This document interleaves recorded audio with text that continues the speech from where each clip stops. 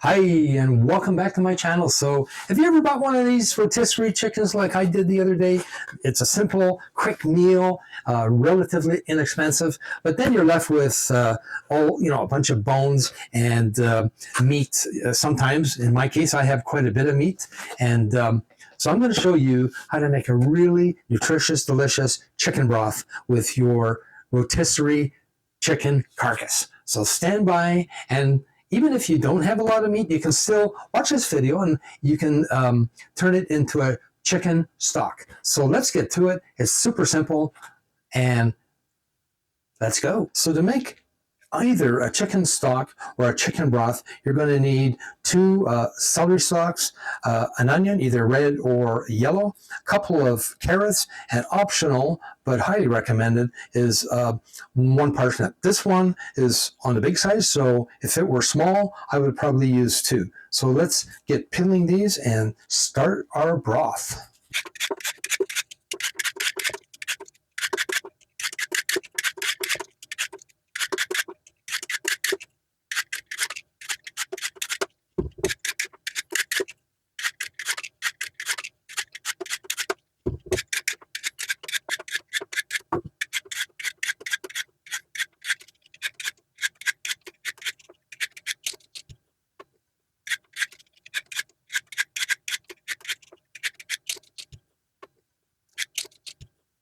There we go. So let's just slice up our carrots.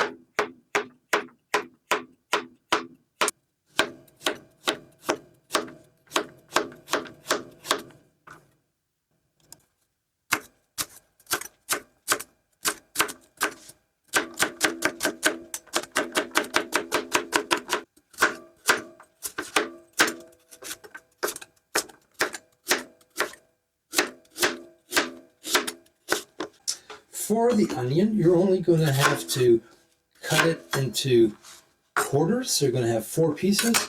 Pop that in the pot, and we're good to go.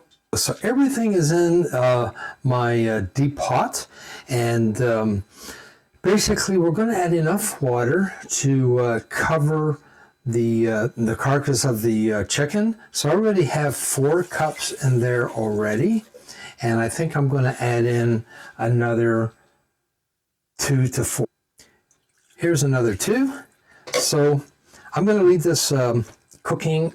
I'm going to bring it to a boil, and then it's going to have to simmer like 2 to 4 hours. So let's get that started and see what it looks like in 2 hours.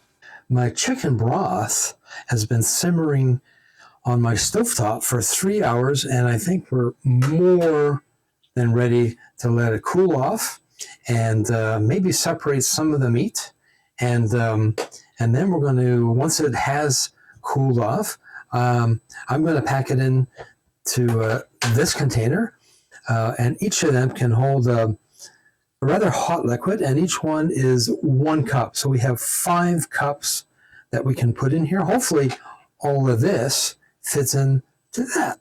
We'll see.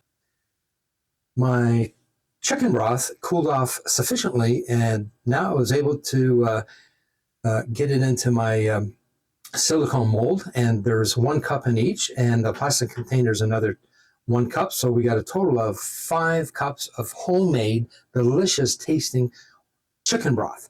And it's a good thing I had the chicken baster to suction it into each of the things without making a horrible mess. So like I said, give it a try soon, and if you like this video, please give me a thumbs up. Until the next one, take care, everyone. So the last step in preparing the chicken broth that has totally frozen is to take them out of the silicone mold and put them into individual Ziploc bags. And I only do that because it makes it easier to store it in my freezer. So you see how easily they come out, eh? And I'm just going to do the one, and I'll put that in there, zip it, and that's going in my freezer to be ready for the next soup or stew or whatever meal I choose to throw it in. Give it a try today.